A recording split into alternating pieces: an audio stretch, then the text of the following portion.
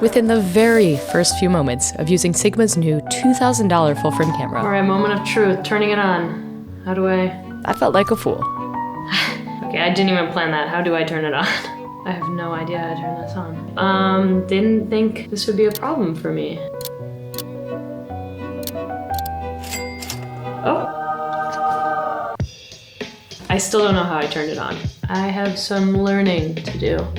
On day 2, I learned that it absolutely needs a wrist strap if you plan to carry it for long periods. This is about to be so much more comfortable. Day 3, I finally cracked the code on getting it out of auto mode. I'm locked out of like changing these settings.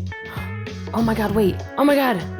Okay, you just had to go down. Thank goodness. And finally, after crossing the 500 photo mark on day 4, I felt like I actually knew what the hell I was doing with this beautifully foolish camera. That's actually what the BF in Sigma BF stands for. But what parts of this camera that the internet has dubbed the camera Apple would make, or the Cybertruck of cameras, are beautiful, and what parts are simply foolish? I'm Becca. I take tech like this outside. Let's get into it. The Sigma BF is made of a single block of aluminum that requires 7 hours of milling by 2 machines, which means that Sigma can only produce about 9 of them per day. That spells hard to get to me, and there's no denying that this camera is physically beautiful. And in the hand, despite its hard edges, it feels surprisingly cozy too. The thumb grip is raised just enough, the rounded edges where your palms rest are smooth and make the corners unnoticeable, and overall the camera doesn't feel too heavy, at just under a pound or 446 grams with the battery inserted. I also appreciate that all the physical controls, although they are limited, are accessed via your right thumb and pointer finger. All of that is beautiful, but there's some foolish parts of this design as well. For example, there's no contours on the front of the camera, meaning that if you hold it at your side without a strap for a long amount of time, your hand's gonna get pretty tired pretty quick, and a cheap strap like this that I'll link down in the bio goes a long way to making it feel a lot more comfortable to hold. You just have to be comfortable letting the camera swing, which you should be. This camera's solid metal, and I think anything it hits will experience more damage than the camera itself. The other design flaw with this camera is because the screen is fixed on the back, you have to be directly behind the camera in order to see what the camera is seeing. Plus, it doesn't get very bright. Pretty bright, beautiful day today, and I'm having trouble seeing the screen. All I see is my reflection, and if I tilt it down, it just gets really dark.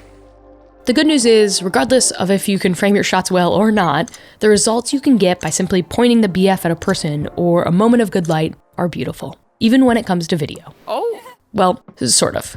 Alright, what you're about to see is the ad for this video, and I shot it entirely on the Sigma BF because I wanted to see if I could use this beautiful camera as a workhorse camera. You know, a camera that I actually do my job with. And the way I shoot my ads is unique in the fact that it's sort of vloggy. I'm filming myself a lot of the times, but I'm also shooting a lot of pretty B-roll of products, which most mirrorless cameras in this price range are incredible at. So here's a bunch of video and audio from the Sigma BF as I actually fell in love with the projector. Let me know down in the comments what you think of it. Run the ad. This is amazing.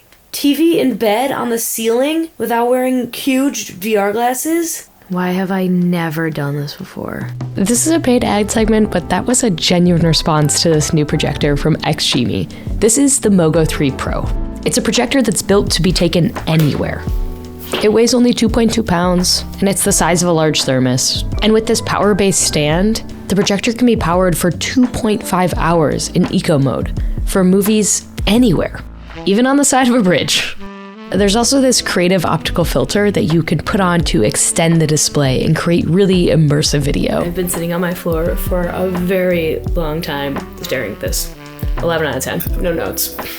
You can get a Mogo 3 Pro plus the power-based stand for only $425. That's by using the 15% off coupon via the link in my bio. Thank you, XGIMI, for sponsoring this video and honestly revolutionizing how I'm gonna be watching TV. That's not even an exaggeration. Okay, how did the footage from this camera look?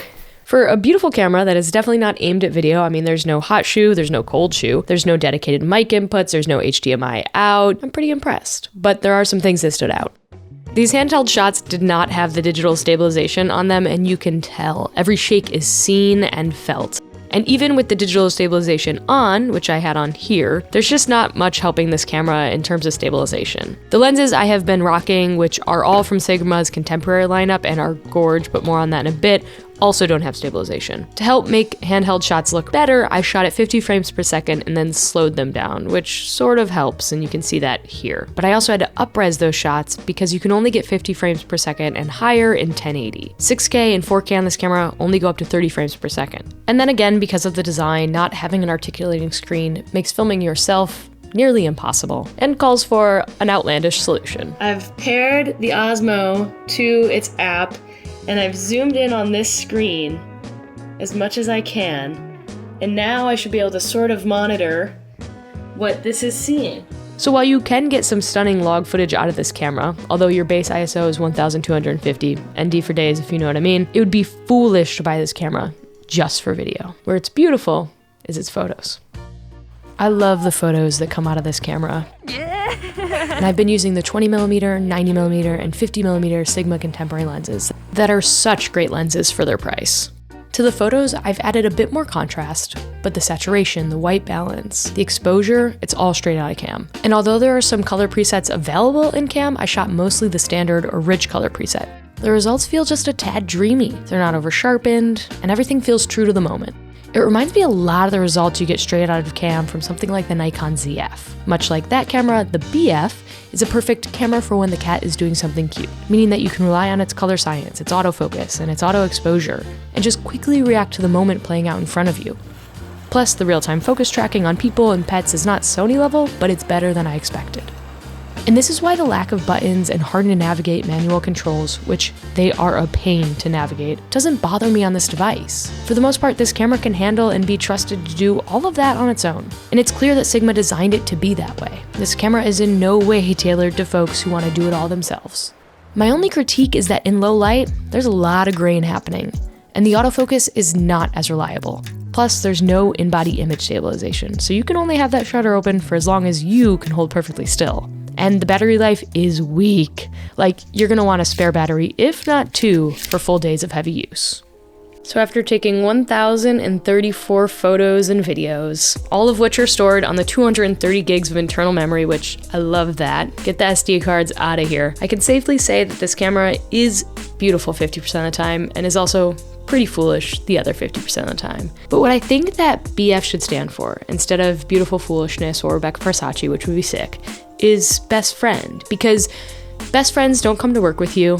Sometimes they're unreliable, sometimes they're foolish, but they're also pretty beautiful. They're great to be around. They can really come through when you need them. And that's what it feels like using this camera. Sometimes it can be annoying, but most of the time you love being around it.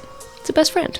And I think that $2,000 is a fair price, mostly because of its bespoke design and also how hard it's going to be to get one of these, but also because it can produce great results. And these contemporary lenses, oh my gosh, I've been shocked at how great they are. Anyway, I'm Becca. If you like this, subscribing would mean the world, but more than that, I just hope to see you back here next week for another one. Be well, bud.